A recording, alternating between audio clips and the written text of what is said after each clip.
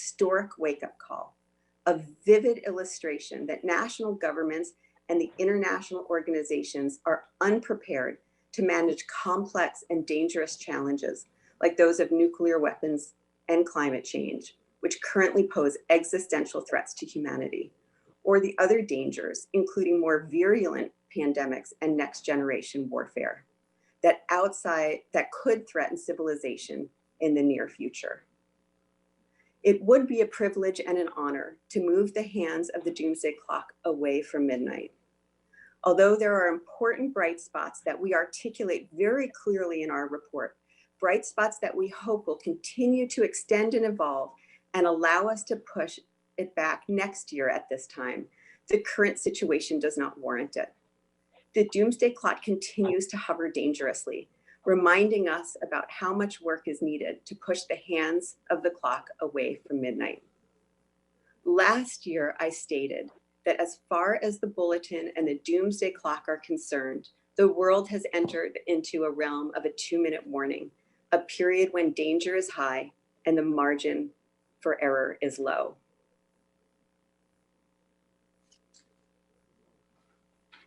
With this in mind, I'd like to now ask 2 members of the Bulletin Science and Security Board to approach the clock to reveal the 2021 time. Dr. Robert Rosner is the chair of the Bulletin Science and Security Board and is the William E. Rather Distinguished Service Professor in the Departments of Astrophysics and Physics and the Harris School of Public Policy at the University of Chicago. Dr. Suzette McKinney is the CEO and Executive Director of the Illinois Medical District and is currently serving as the operations lead for the State of Illinois COVID-19 alternate care facilities and is a member of the Science and Security Board. Today, the Bulletin of the Atomic Scientists leaves the doomsday clock unchanged. It is 100 seconds to midnight. Before we continue, please note that a link to the Doomsday Clock report, news release, photos, and video can now be found in the chat area of your Zoom dashboard. The next speaker is Dr. Asha George, Science and Security Board member, Bulletin of the Atomic Scientists, and Executive Director, Bipartisan Commission on Biodefense. Thank you. Thanks so much. And thank you, Rachel, for your leadership of the Bulletin. Despite the word atomic in its name, as you saw in the opening film today, today is not the first time that the Bulletin of the Atomic Scientists has addressed the biological threat. Articles and previous clock statements have addressed naturally occurring diseases as well as biological attacks, and with good reason. Before COVID-19 began spreading around the world, the idea of a devastating pandemic was relegated mostly to science fiction, Hollywood movies, and historical references. I think we all know now that that is not the case, and it never was. As expected, COVID-19 is not receding. It isn't behaving the way we wish it would. It didn't just blow through the world's populations and then fade away. It spread, and because we didn't or we couldn't control it, it mutated and produced at least 4 more infectious and possibly more deadly variants. And as we continue to draw down on masks, wear out our public health workforce, our healthcare deliverers, and our first responders, and we wait for industry to manufacture and distribute vaccine, the threat of biological attack only increases. And it's increasing at the same rate, or even a greater rate possibly, than the rate at which technology, biotechnology, is advancing throughout the world. This disease has revealed our vulnerabilities in ways that none have before, not even pandemic influenza and the anthrax attacks of 2001. Taking this into account, we have the same opportunity that the founders of the Bulletin wanted for atomic scientists to inform the public. By taking the impact of COVID-19 and other biological threats into account when setting the doomsday clock, we are working to ensure that the world is aware of the great possibilities and potentially devastating consequences of biological science and technology. As we can see with the current pandemic, something as small as a viral mutation could push us closer to doomsday. A viral mutation that could occur in an instant. We must continue to take this threat seriously, even when COVID-19 is well behind us. In closing, I would just say that I am often asked how I compare dissimilar threats and how I dare to compare biological devastation with nuclear winter, with climate change, and so on. And this is how I answer. I dare, and the Bulletin dares, to talk about the biological threat. Quite frankly, because more than 100 million people worldwide have become ill with this disease, and more than 2 million people have died from it. The pandemic has not yet ended. We have every responsibility and requirement to continue to bring this threat and to continue to highlight the potential benefits and horrible consequences of unrestrained biotechnology. I hope that we do more than just look at the clock and issue a few media reports and get on with our day. I hope that we take this information and we act to bring those hands back further and further and make the world a safer place. Thank you. Again, that was Dr. Asha George, Science and Security Board member, Bulletin of the Atomic Scientists, and Executive Director, Bipartisan Commission on Biodefense. Let's proceed to our next speaker, Dr. Susan Solomon, Science and Security Board member, Bulletin of the Atomic Scientists, and Lee and Geraldine Martin Professor of Environmental Studies at MIT. Thank you. It's a pleasure to have the chance to talk with you today regarding climate change issues in the doomsday clock. And I also will start with a few words about the pandemic. As COVID-19 hit in the first part of 2020, carbon dioxide emissions globally did drop by about 17% compared to last year, but then they've largely bounced back. And the full year change is only some 4 to 7% lower than last year. The emissions are expected to increase as the world emerges from the pandemic, unless we take very deliberate policy steps. We need to reduce fossil fuel use and the emissions of other greenhouse gases. And of course, disease-induced changes in emissions are nobody's idea of a desirable future, nor are they sustainable. So while this is bad news, there's also some good news.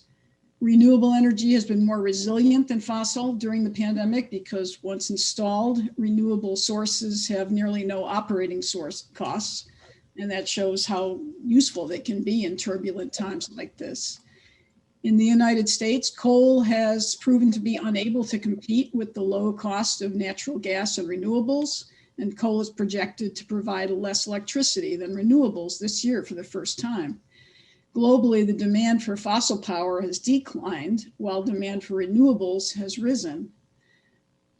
Meanwhile, the world witnessed several of the signatures of a warming planet 2020. Overall, the global average temperature was essentially tied with 2016 for the title of warmest year in the instrumental record, going all the way back to 1880. And carbon dioxide concentrations kept going up, as they will continue to do until we bring anthropogenic emissions down to near zero. We also continue to see concerning changes, excuse me, in the frequencies of several types of extreme events that have been attributed to climate change. Much of Western North America and part of Australia suffered massive wildfires in 2020, even in remote areas where the forests are unmanaged. Fires in climatically dry places became bigger and fire seasons lasted longer, in large part because of faster evaporation in a warming world. And another signal of human-caused climate change has emerged in heavier rainfall in hurricanes and typhoons, as well as evidence that sea level rise is accelerating. So next, I'll talk a little bit about COVID-19 stimulus efforts in climate change. The trillions of dollars in the stimulus programs that countries have launched so far are generally not particularly green. A lot of fossil-based stimulus is planned. So at present, the national plans for fossil fuel development and production are not that encouraging. They project a global growth in carbon dioxide emission from fossil fuel use of roughly 2% per year over this coming decade, which is a critical time. Emissions would need to decline precipitously if the temperature commitments of the Paris Agreement are going to be met. So the picture is basically mixed. There's a great deal of concerning news about how the climate is changing already and how the world has responded. But the election of an American president who acknowledges climate change as a profound threat and supports international cooperation and science-based policy puts the world on a much better footing to address global problems. The US has already announced that it's rejoining the Paris Agreement on climate change, and the mechanics of that should be complete in a month or so. Next, the US and other countries should accelerate commitments to decarbonize and put policies in place that make the attainment of those commitments feasible. Fundamentally, I would say that we're at a crossroads. We're at a very dangerous crossroads, and it's the choices that are just about to come that will determine our path. Thank you.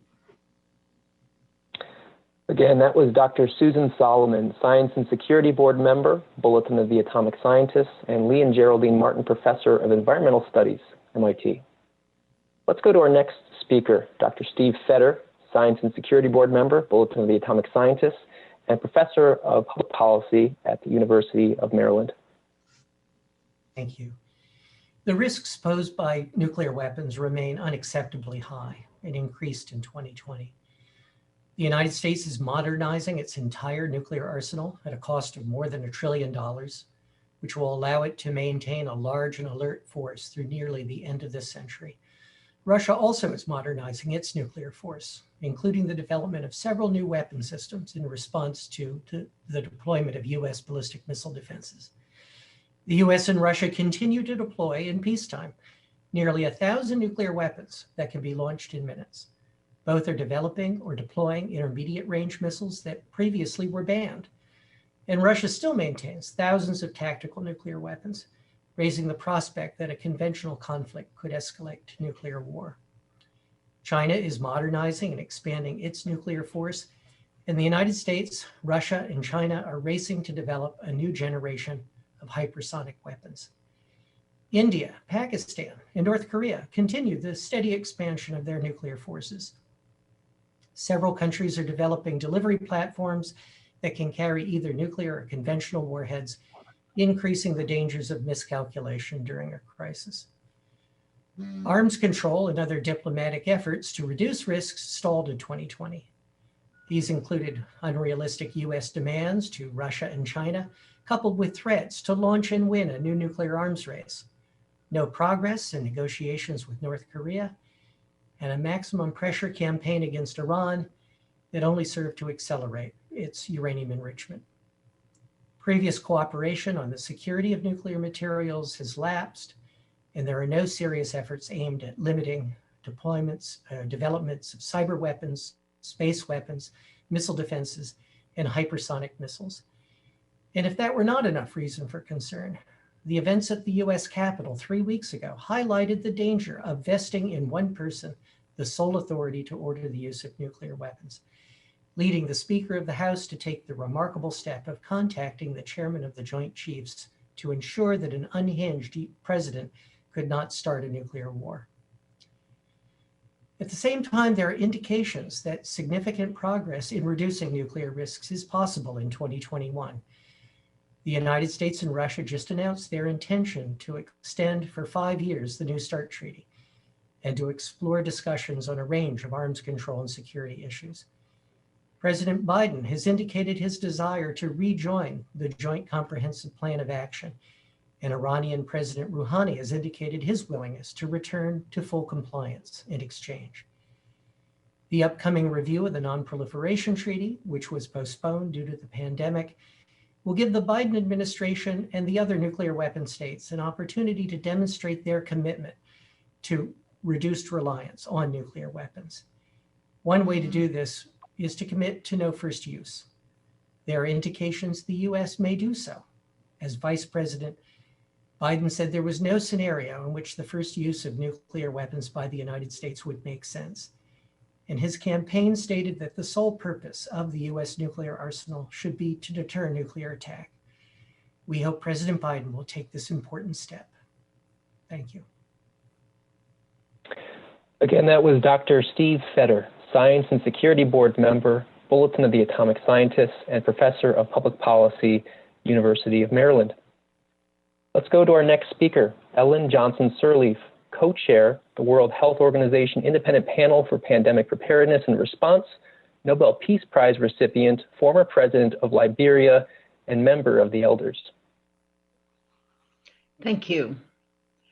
Excellencies, chair officers and members of the Bulletin of the Atomic Scientists, ladies and gentlemen. It is a pleasure to join you today for the 2021 unveiling of the Doomsday Clock. I'm sorry that we cannot all be there in person, but the continuing disruption and devastation to humanity caused by COVID-19 is a timely reminder to take seriously all the threats identified by the Doomsday Clock. COVID-19 has turned the world upside down in 2020. Today, we have the opportunity for a global reset, to admit and learn from past mistakes and better prepare ourselves for the future threats, whether they may be from nuclear confrontation, climate disaster, fresh pandemics, or a mixture of all of these. President Biden's decisions to rejoin the Paris Agreement on climate change and once again be a full member of the World Health Organization are welcome steps in the right direction.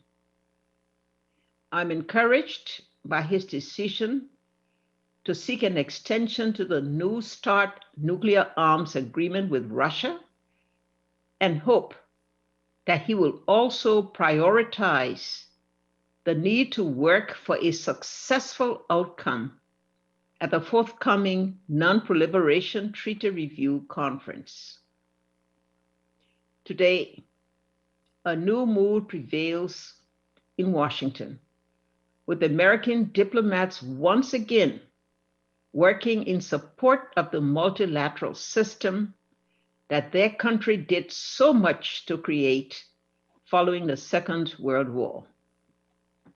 This is good, but it is not enough. Even after 2 million deaths and unprecedented economic turmoil, global leaders are still not working together at an appropriate scale and speed to coordinate their response to COVID-19 and ensure an equitable distribution of vaccines. Nor are they showing the necessary ambition on climate change less than a year before the critical COP26 summit in Glasgow. And the scale of activity, or rather inactivity, on nuclear arms control and disarmament negotiations could lead one to assume the problem has long been resolved rather than facing its worst crisis since the height of the Cold War. That being said, the entry into force last week of the Treaty on the Prohibition of Nuclear Weapons underlines the fact that the majority of countries around the world support a comprehensive ban on all nuclear weapons. The nuclear-armed states must recognize that their global credibility will be seriously undermined so long as they fail to make tangible progress towards disarmament or nuclear threat reduction. Failure to recognize this reality threatens progress and undermines the existing non-proliferation and disarmament architecture. As the pandemic has made clear, we can only survive and thrive if we work together. Inevitably, today's crisis takes me back to 2014 when I was serving as president of Liberia and the Ebola outbreak in West Africa reached its peak. At that time, the world responded with mass mobilization, and thanks to the efforts of neighboring countries, the UN, the WHO, and the United States, we were able to stop the spread of Ebola before it became a global pandemic. We can only speculate where the world would be if similar global resolve and solidarity had not been shown 12 months ago. But anger at past missteps must now be channeled into a fierce determination to build a better world in 2021, fostering a new spirit of multilateral cooperation that is aligned with the UN Charter, the Universal Declaration of Human Rights, and the Sustainable Development Goals. 1 year ago, my fellow elders, Mary Robinson and Ban Ki-moon, moved the hands of the doomsday clock to 100 seconds to midnight. Today, these hands are still. But that doesn't mean the existential threat we have faced remain immobile. What we have all endured over the past year shows that we cannot afford to waste any more time. Future generations will neither understand nor forgive further inaction in the face of such grave threats. Thank you. Again, that was Ellen Johnson-Sirleaf, co-chair, World Health Organization Independent Panel for Pandemic Preparedness and Response, Nobel Peace Prize recipient, former president of Liberia, and member of the Elders. Let's go to our second to last speaker, Hidehiko Yuzaki, governor of Hiroshima Prefecture, Japan, who joins us by pre-recorded video because of the early hours right now in Japan. Good morning, ladies and gentlemen. I'm Hidehiko Yuzaki, governor of Hiroshima Prefecture. It's my great pleasure to have this opportunity to deliver a few words to you all today. On this occasion, I'd like to express my deep respect to President Rachel Branson, member of the Bulletin of Atomic Scientists, and all the distinguished guests at this event for their efforts to cultivate the minds of people through this publication. The Bulletin indeed plays an important strategic role in illustrating grave scientific and technological matters that threaten human society, including the challenges of nuclear and other weapons of mass destruction, as well as global climate change. Despite nuclear abolition being the long-awaited wish of all A-bomb survivors, there is still more than 13,000 nuclear weapons in the world, with nuclear states continuing to modernize their nuclear forces. Moreover, nuclear disarmament continues to stagnate, further exacerbating global tensions. This is evident through the lapse of the Intermediate Range Nuclear Forces Treaty, the United States' unilateral withdrawal from the Iran nuclear deal, and Iran suspending its cooperation in several JCPOA requirements.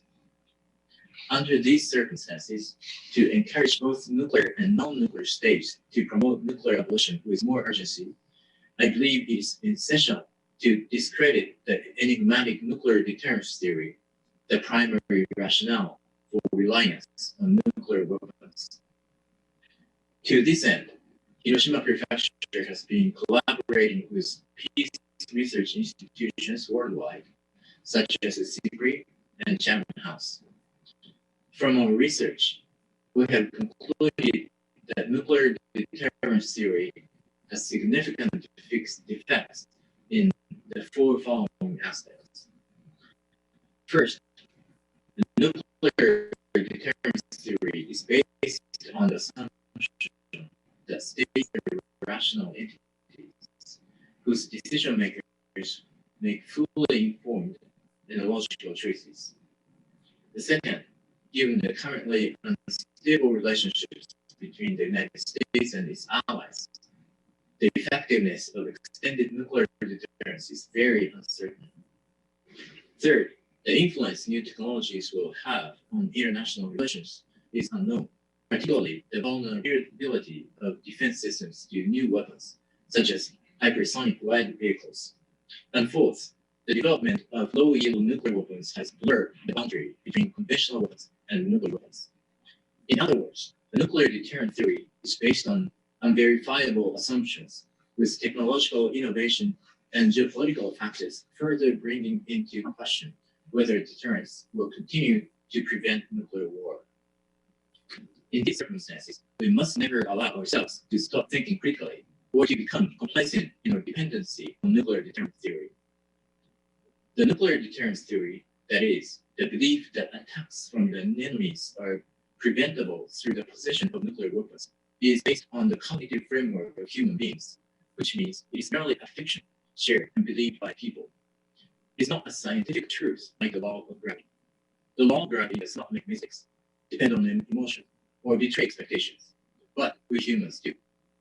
And there is too much evidence and testimony that we did make mistakes, depending on emotions and betraying expectation on the verge of nuclear attack, for us to continue relying our lives and the future of this planet on this theory. Unfortunately, since nuclear deterrent theory is a man-made fiction, it will lose its power if everybody stops believing it. The national security system relying on nuclear weapons can be changed, because nuclear deterrent theory is nothing more than a common myth, no matter how solid it may appear. The disarmament agenda drawn up by UN Secretary General Antonio Guterres comprehensively describes the disarmament challenges that international society faces today, including those regarding nuclear weapons. In order to steadily fulfill this agenda, it is necessary to facilitate discussions involving all UN member states, international organizations, and NGOs. Since every human on Earth is a stakeholder in this enduring issue, we need to generate powerful momentum towards the abolition of nuclear weapons by networking and invoking the engagement of as many people as possible. Hiroshima will strive to help all UN member states agree to eliminate nuclear weapons as soon as possible and set their abolishment as a new target. In order to delegitimize the nuclear deterrence theory and realize nuclear abolition as soon as possible, at least in the lifetime of A-bomb survivors, we must remember Pope Francis' word during his address in Hiroshima. He asserted that it is essential that we collect wisdom from all over the world and take collective actions involving all people and all countries. So let us share wisdom and take actions now before future generations blame us for inaction and irresponsibility. Thank you. Again, that was Hidehiko Yazaki, governor of Hiroshima Prefecture in Japan. We'll now turn to concluding remarks from our seventh and final speaker, Governor Jerry Brown, Executive Chair, Bulletin of the Atomic Scientists, and former governor of the state of California. Thank you. My statement is very brief. It's as follows. The United States, Russia, and the world's nuclear powers must stop shouting at each other. It's time to eliminate nuclear weapons, not build more of them. Likewise, with climate change, the United States, China, and the other big countries must get serious about cutting lethal carbon emissions. Now, not tomorrow. It's 100 seconds to midnight. Wake up. Look, when it comes to nuclear danger, it's real. The planetary people, humanity, is at stake, at risk. The United States and Russia are yelling at each other because they're very different. America thinks Russia's doing a lot of bad things, and they may well be. Russia has their own objections to America. Not saying they're equivalent, but in the face of nuclear holocaust, they are much smaller than the challenge of reducing nuclear danger. When it comes to climate, China and the United States are the major polluters and also the major authors of the turn that we could make to reduce and eventually eliminate carbon emissions. The time is late. We're 100 seconds from doomsday. It is time to change. It's time to rise above the news of the day and the political issues that are so important in Washington, Moscow, and Beijing. It's time to get real and stop building nuclear weapons and find a way to eliminate them throughout the entire world. Thank you.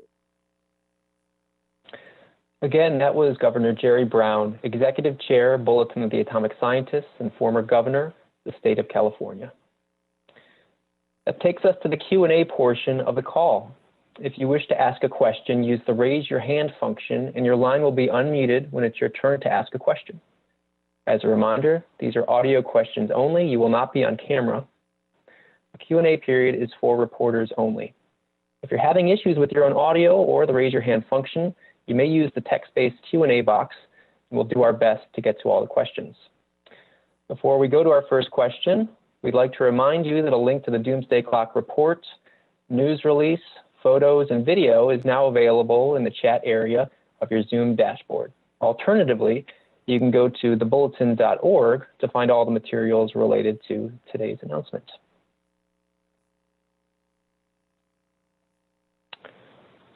Okay. Our first question comes from Michael Del Castillo, Forbes. Hi, yeah, thank you for the chance to ask my question. I'm curious and it's an open question to everybody. What action should regular citizens take to ensure that the Bulletin's decision to keep the clock closer to midnight than it has ever been is considered by the governments and businesses that serve them? Many of you addressed some past frustration with the inaction to the decision to move the hands of the clock. And I'm curious, what could people like my mom and dad and my sister and my wife and I do to ensure that people are paying attention and take action on this? I can answer that question, if I may. Speaking as someone who's been in the political world for over 50 years, look, there's not a lot the individual can do alone. The most important thing is to make sure that every one of your political representatives know that nuclear is an extreme danger now. The same can be said about climate change, although there is more time for that particular threat. We're in deep trouble. The average person only knows what's in the news. The news systematically understates or conceals the nuclear danger we're now in. We get more news about climate, but not enough to cause action. So there's the dilemma. The politicians are asleep. The people are unable to make decisions on their own other than to influence whatever politicians they encounter.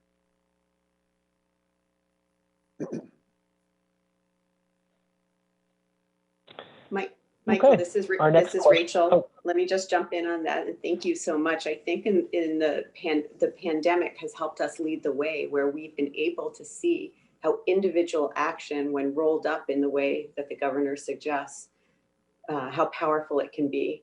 The role of wearing masks are an individual decision. The role of staying at home, as we all are individual decisions.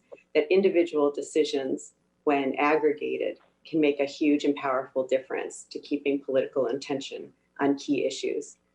Climate and nuclear have their own ways of responding, and the climate community has done a better job of finding ways that individuals can take action. And we do see a bright spot around the world of young leaders taking up climate action to keep the pressure on individual leaders.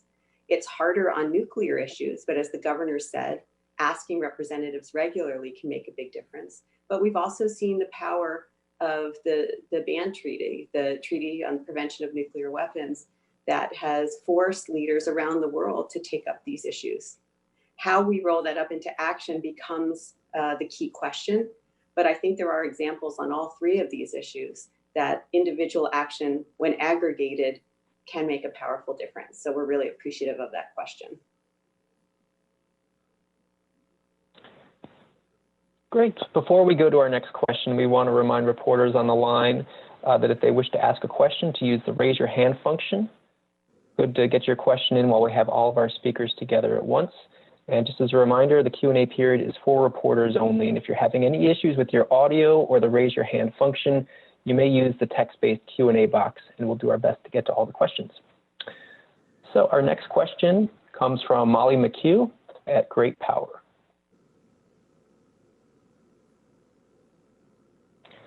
And please make sure to enable your own audio.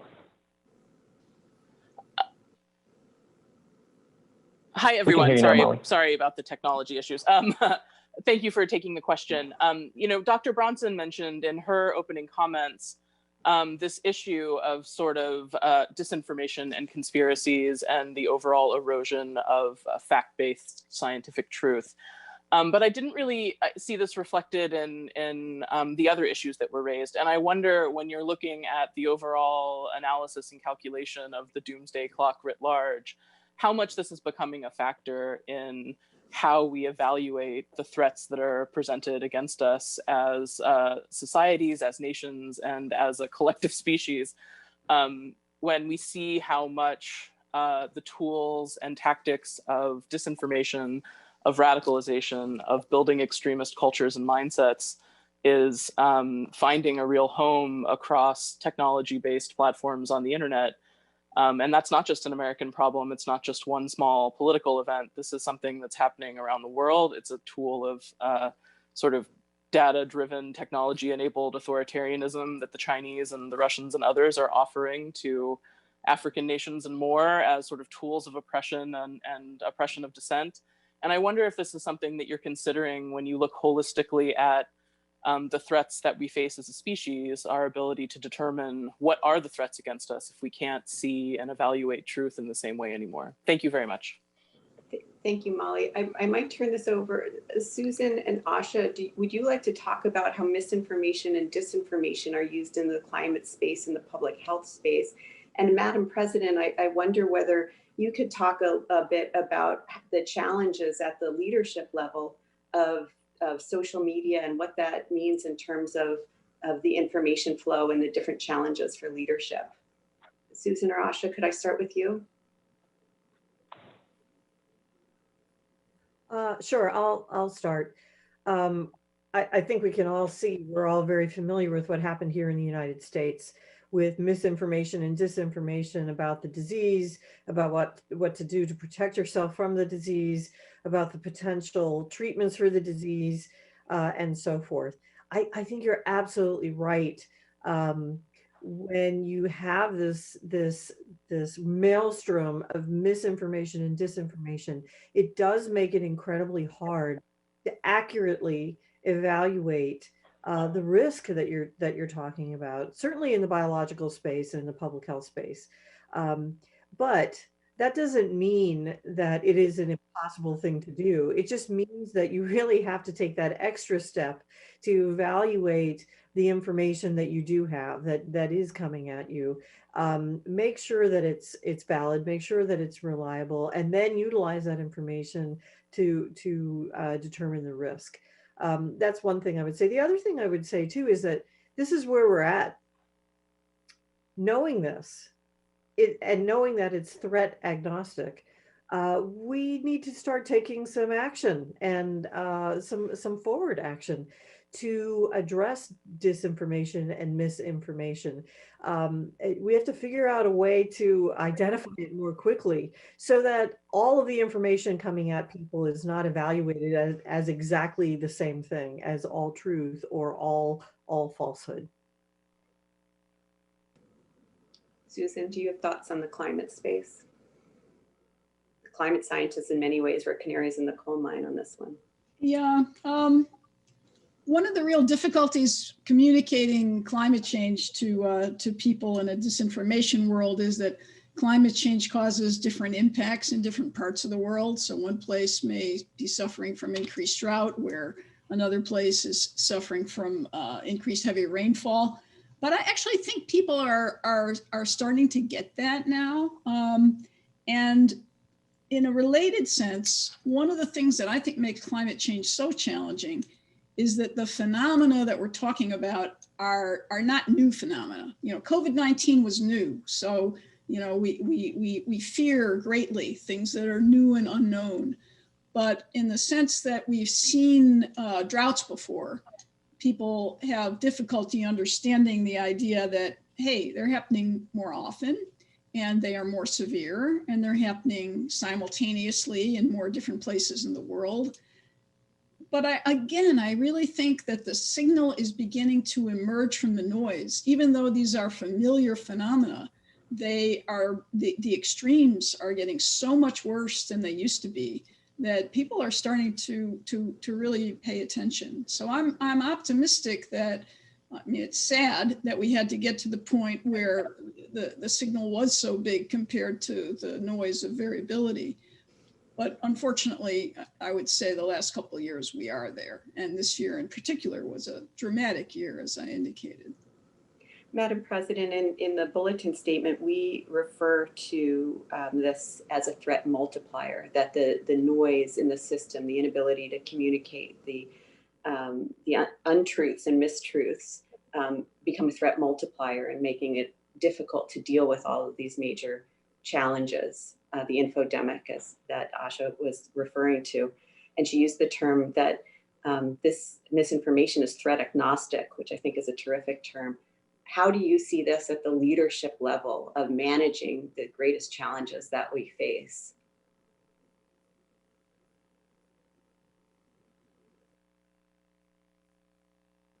Oh, Madam President, you're on mute.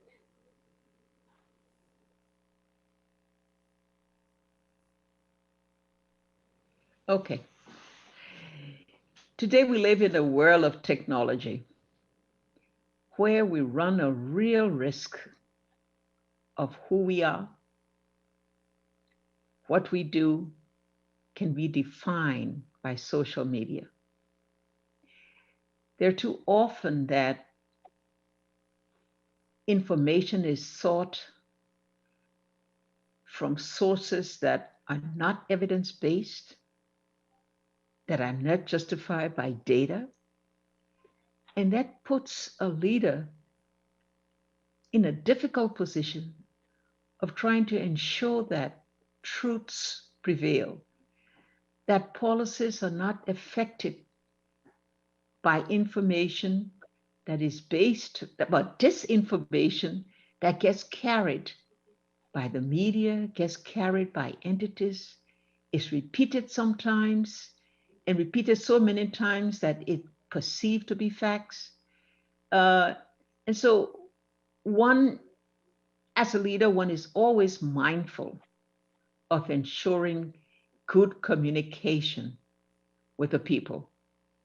That one, on a regular basis, find a way to tell the truth. And in pandemics, you could be having a dangerous situation where false information, misinformation, misunderstood information becomes a topic of discussion and thereby destroy the confidence of the public in the leader and in the different measures that are being taken to address a pandemic or to solve a particular problem.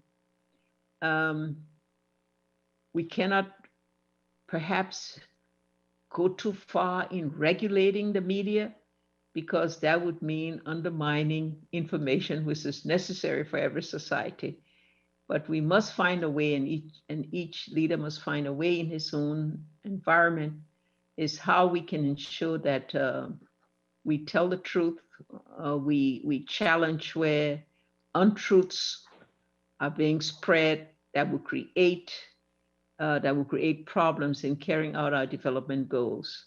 It's a real problem. And today I'm listening at things that are happening in the UK about disinformation and what measure they will be taken to ensure that we do require that those that are going to carry information has a responsibility to ensure that that information is the truth.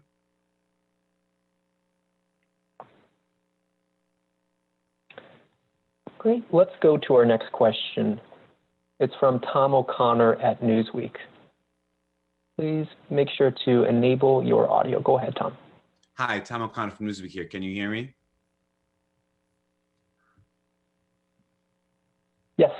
Oh, brilliant. Okay. My question, thank you very much for having me first. My question is, over the past year, because of the role it's played in retreating from climate agreements, nuclear treaties, JCPOA, and walking away from New START, INF, also the approach it's had to the WHO, of course, throughout the pandemic and current state of the pandemic it's in right now. Would you say the US has played a unique role, perhaps the most influential one in pushing the clock to 100 seconds in the first place, and now, of course, keeping it at 100 seconds? Thank you. Thank you, Tom. Steve, do you want to begin to try to address that question? And I will be happy to backstop if needed. Yes, I would say that the US has played a major role in increasing the risks to humanity. And not just in the areas that you cite in nuclear weapons and in climate change, but perhaps even more prominently in the erosion of the information ecosystem that the US president, sadly, has been a major distributor of false information, not just in these areas and in the pandemic, but in many others, and has led to a really dramatic erosion of public confidence in the capacity of government, in the ability of government to tell the truth to its citizens and provide accurate information, and a roadmap to action to deal with the risks. So I think that is perhaps the most significant negative role that the United States has played over the last 4 years.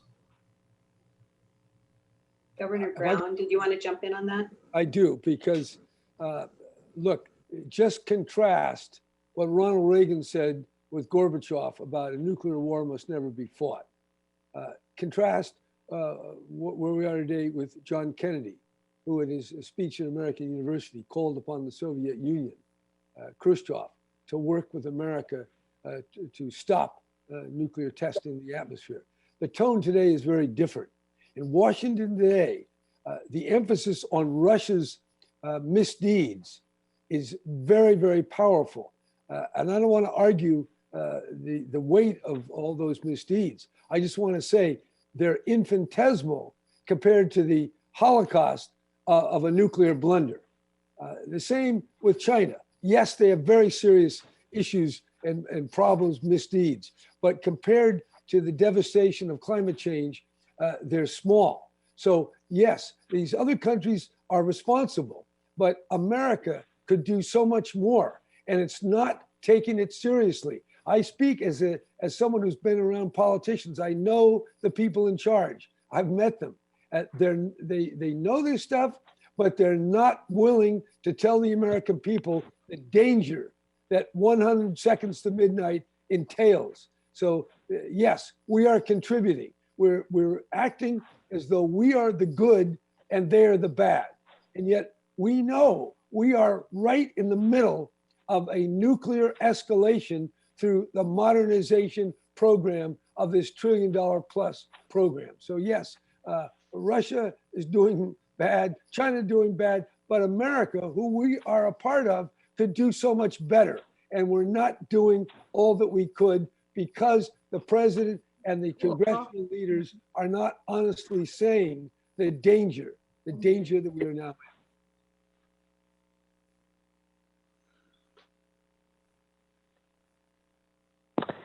Excellent. Well, we're running short on time. I think we have time for be one final question, and we'll take one out of the Q&A box. This one is from Maria Kramer at the New York Times.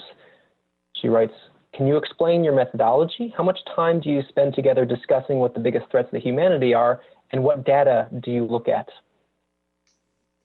Thank you. Maybe I'll take that last question. Maria, thank you for your question. The Science and Security Board comes together twice a year to look through their statements from the past years and to assess what challenges stand before us. Throughout the year, they're preparing briefing papers and are engaged with how we want to present the threats and what the judgment is of how safe or at risk humanity is this year compared to last year and this year compared to the 75 years that we asked that question.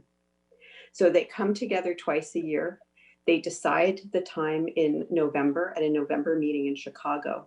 Between November and today, they are in active conversations about their decision, whether it has changed given the events that we're seeing, how they want to position it for the report in the final report we released today.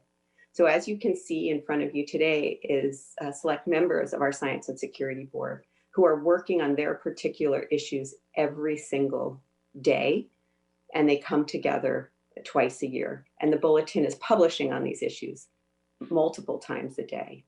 So the challenge we set before them is incredibly difficult. And what we're asking them is to strip through the nuance and come up with a very blunt answer to the question, is humanity safer or at greater risk this year compared to last year? And how does that fit into the nearly 75 years we've been talking about this? And so they assess their data, they assess what they worked on to come up with a collective judgment. In many ways, very much putting together apples and oranges. And I think you'll see from some of them, it is not easy to do that. But at the end, it's answering a very simple question, and to take everything they do to put it together to say, should we move the hands back, forward, or stay the same? That is humanity at greater risk, less risk, or has it remained the same? And this year, at setting the clock at 100 seconds to midnight, the collective wisdom of our group is that it's a wildly dangerous time with some incredibly important bright spots. And so we will wait to see, with the hope that these bright spots can be expanded. And those are articulated in our report that's on our website. So that next year, as always, we hope to move the hands of the doomsday clock away from midnight.